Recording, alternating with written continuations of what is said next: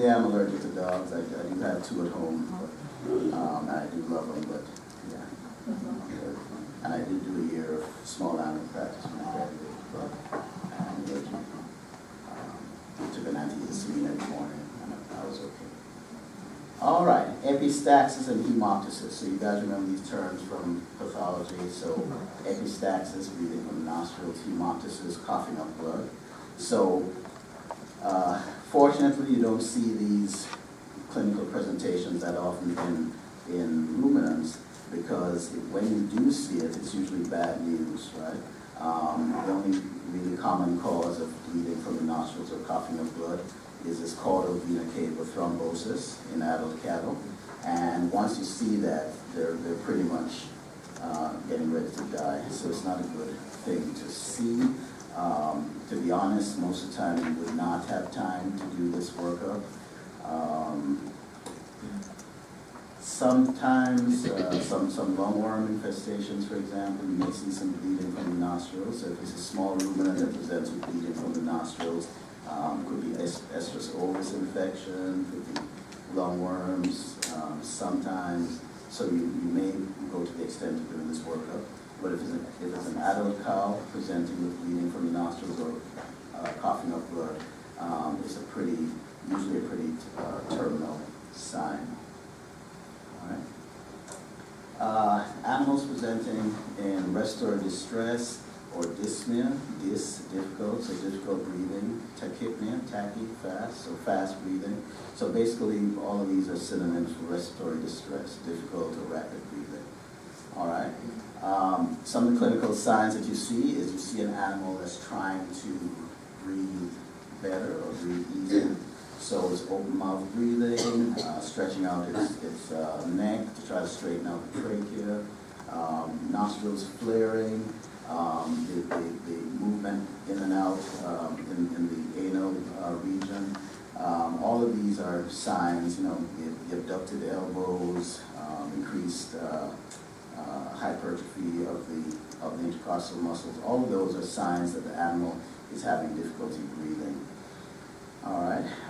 One of the biggest diseases that will cause respiratory distress is pneumonia, especially bacterial pneumonias, such as Pasteurella pneumonia.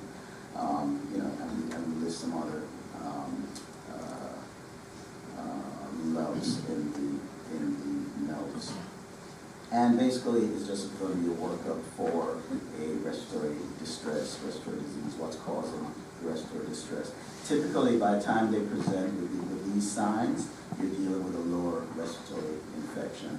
And so if the animal is small enough, thoracic radiographs, maybe ultrasound of the thorax would help you to diagnose what's causing this respiratory distress. Your ClinPath, again, by the time you see this, the disease is fairly advanced, so you probably get elevation in your white blood cells as well as your fibrinogen. All right. Cyanosis, again, you don't see cyanosis that frequently in ruminants. It's difficult to appreciate it because of their normal, the normal coloring of their mucous membranes. It's hard to appreciate whether they're cyanotic or not. If you are able to appreciate that they are cyanotic, then it's usually a pretty severe cause, and it's going to be a pretty short list as far as what causes a ruminant to be cyanotic. A very severe pneumonia will cause them to become cyanotic. Toxic methemoglobinemia will cause them to be cyanotic, and also congenital defects. Remember we spoke about some of those a few weeks ago. What do we speak about? Septal defects, tactile difflow, etc. will give you some severe cyanosis in certain instances. All right. You guys did toxic methemoglobinemia? You did toxicology at one point? Mm-hmm. Yeah, okay, yeah. Fortunately, not too common anymore. Your diagnostic workup, like I said, it's usually going to be fairly obvious. It's either going to be a younger animal that's cyanotic, so you think congenital defects, or it's going to be a mature animal that's has a very severe pneumonia, so very loud crackles, wheezes, profuse mucopurulent nasal discharge, dyspnea, etc. So it's going to be fairly obvious that it's a severe pneumonia. Most of the time in those cases, you probably wouldn't have to do your arterial blood gases unless you wanted to document how severe the cyanosis was. But certainly, you know, the thing that would be uppermost on your mind would be, yes, it's cyanotic, yes, it's just a handful of conditions that cause a ruminant to become cyanotic, and then how do I treat it? If it's congenital, there's really no effective treatment. Severe pneumonia has already progressed to a pretty great extent, but you can still try to treat it at that point. Abnormal respiratory sounds. I remember last week when we started looking at the respiratory system, we spoke about the crackles and wheezes. Basically, those are the two terms that we've been using for the last couple of decades. Things like rhonchi and radials and stuff like that tend to be more human terminology, and it tends to be fairly confusing. If you just think of crackles and wheezes like we spoke about last week, then you will pretty much have appreciated the two main types of abnormal respiratory sounds which are going to be presented with ruminants. And abnormal respiratory sounds are going to be originating from the lower respiratory system for the most part, and then you would just work that up with radiographs, ultrasound, etc.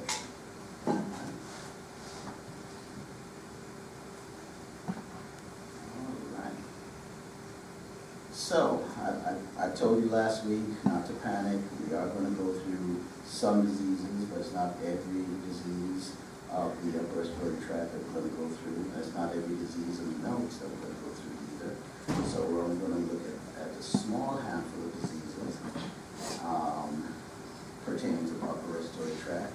And I'm going to show you a couple of papers that hopefully will bring out your diagnostic approach to some of these diseases.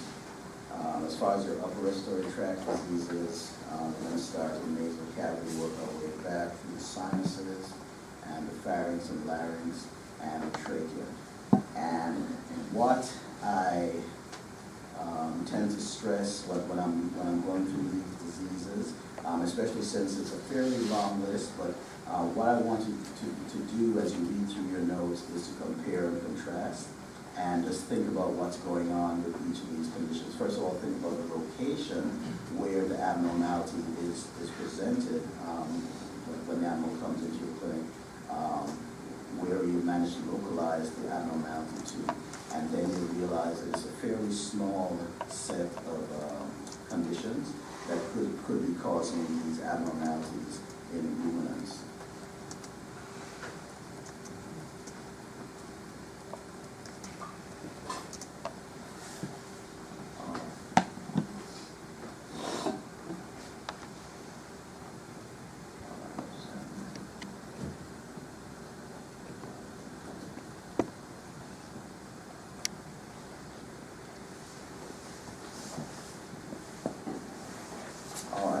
You don't have to underline this because I underline.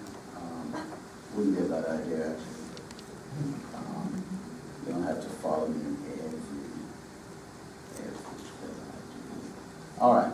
So what you'll notice about some of these conditions, for example, in the nasal passages, first of all, you're just dealing with a relatively small space, right? And it's usually going to be fairly obvious that there's a condition that's affecting the nasal passages.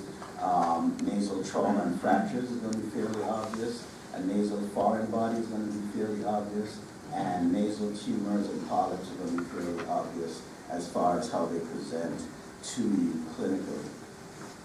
All right. Just a couple of things to point out.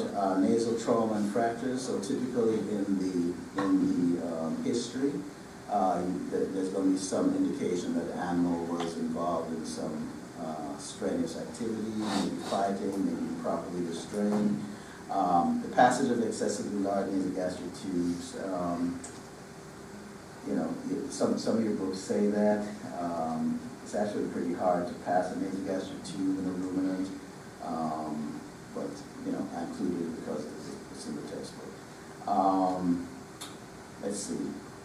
So again, some of the hallmarks of nasal trauma and fractures is going to be airflow obstruction. So you notice, for example, or you will notice when we're examining these animals, we have them restrained in the chute, and you might see us holding the back of our hand up to their nostrils, for example. We're trying to see whether the airway is obstructed, and we're also trying to compare you know, the left nostril and the right nostril to see where the obstruction is originating from. Also, the stertorous breathing is going to indicate to you that there is some obstruction in the nasal passage, such as a displaced fracture, for example. So you're getting that vibrating or snoring sound or snorting sound as the animal is breathing. And also you'll see epistaxis. So this is a relatively benign cause of epistaxis. So you know, so epistaxis or bleeding from the nostrils could also be caused by nasal trauma. All right, and since we're dealing with a relatively small nasal passage, you'll notice a similarity in clinical signs as you read nasal trauma and fractures versus nasal foreign bodies versus nasal tumors and polyps. Pretty similar set of clinical signs that you can be faced with. And your workup is basically going to be focused on trying to determine what's causing the obstruction in the breathing. As I said, the nasal trauma and fractures is usually pretty self-evident based on the history that the animal was involved in some traumatic event. If you had to work it up more definitively, you could do radiographs. That would also show you how displaced the fracture was and whether you needed surgery. To be honest, with ruminants, we don't do a lot of surgical fixation. We don't do a lot of surgery to treat a nasal trauma, unless it's very severe or the breathing is compromised. But I've never actually seen any nasal surgery done on a ruminant, so it's not something that you're going to do very commonly at all. DDX means differential diagnosis, so differential diagnosis or rule-outs or differentials, those are all synonymous. So some differentials for the acute swelling and stertorous breathing are listed there, but pretty short list. And usually, like I said, you're not going to do surgery, so basically you're just going to concentrate on treatment, which would be antibiotics, anti-inflammatories. All right. The nasal foreign body, similar set of signs as far as the stertorous breathing, snorting, trying to dislodge the obstruction. Sometimes you get a foul breath odor as well, depending on how long the nasal foreign body has been present. And just a while ago we spoke about estrus ovis and sheep. So this is one case where you'll be presented with sheep that are sneezing and snorting and shaking their head, rubbing their heads against objects, basically trying to dislodge the box in their nasal passage. And the treatment in that case would be basically to try to remove the foreign body. And a couple take-homes about nasal tumors and polyps. The first thing I said is that it's rare in ruminants, so it wouldn't be the first thing you'd think of. You'd probably think of a foreign body or even trauma if you were presented with a ruminant that's head shaking or has a snoring or snorting breathing or even epistaxis. You'd probably think of nasal fractures or nasal foreign bodies before you thought about nasal tumors. If you did do some further diagnostics, such as endoscopy, that would be definitive because you'd actually see the nasal tumor and the polyps. In that case, the treatment is surgical, but it's not going to be curative. So even if you did surgery to remove the nasal tumor, you basically trying to just give the animal time, maybe put on some more weight before you shipped it to market.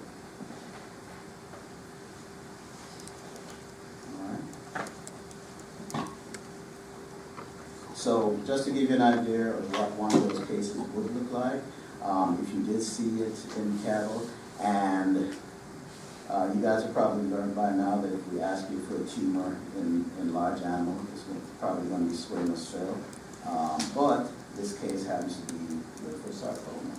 So those are the two loves as far as nasal tumors.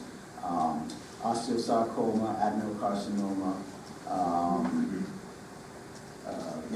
that's in the textbooks, and it's probably true.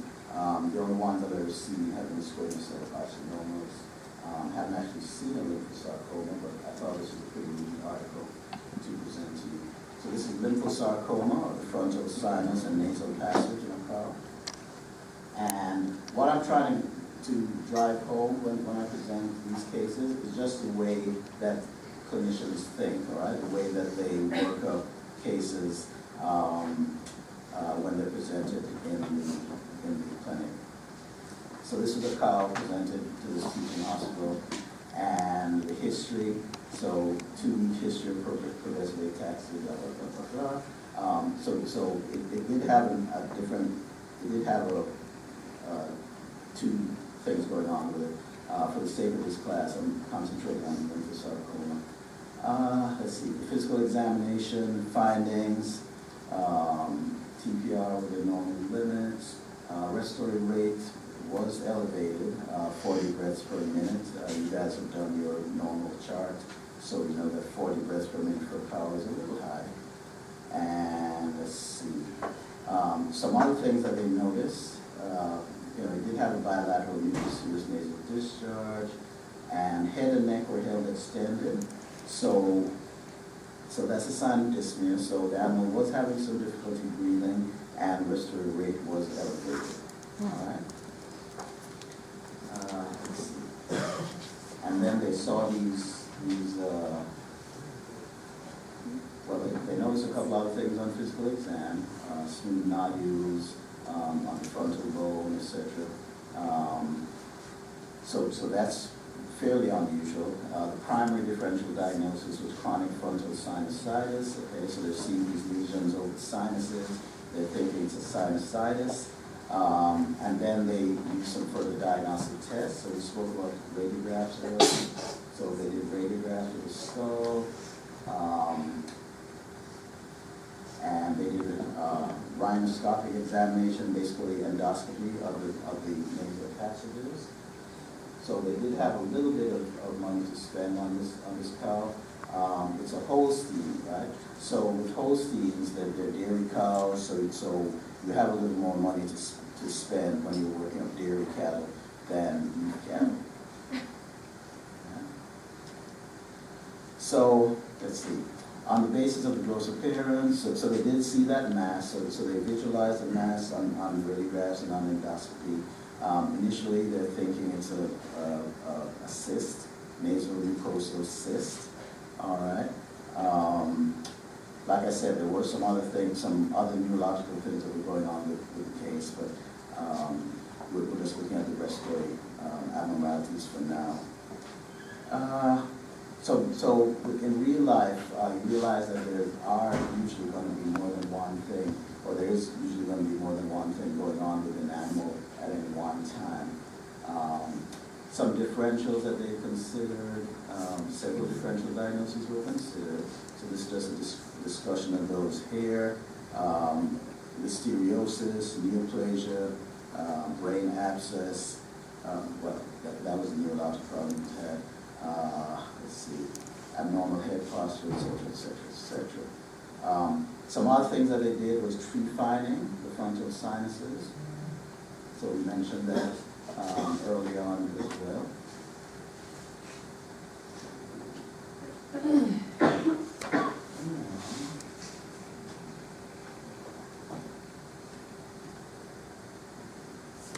And even though initially they thought it had a cyst, by the time it came back from histopath, they found it was lymphosarcoma. Lymphosarcoma rarely develops in the frontal and nasal passages without evidence of a primary tumor elsewhere. Tumors of the nasal cavity and sinuses are considered rare movements. To the best of our knowledge, lymphosarcoma at this location has not been reported in the cavity. So that was unusual. If you're thinking tumors in cattle, squamous cell would probably be the first thing that would come to mind. Lymphosarcoma would probably be second if it was elsewhere in the body. But the point this article is making is that this is a rare case of lymphosarcoma in the nasal passages.